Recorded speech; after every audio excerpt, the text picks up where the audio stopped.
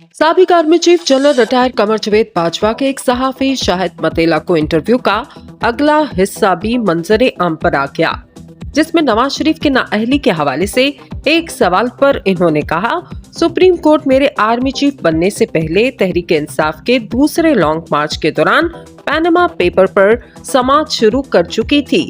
हम हर चीज पर असरअंदाज नहीं हो सकते।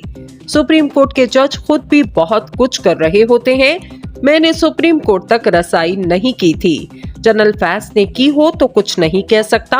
इनसे पूछा गया, जनरल फैज ये काम खुद से कर सकते थे।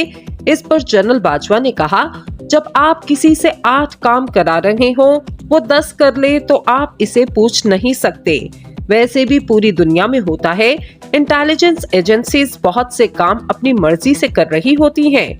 जनरल बाजवा ने कहा, नहीं, ये सुप्रीम कोर्ट के 5 जजेस का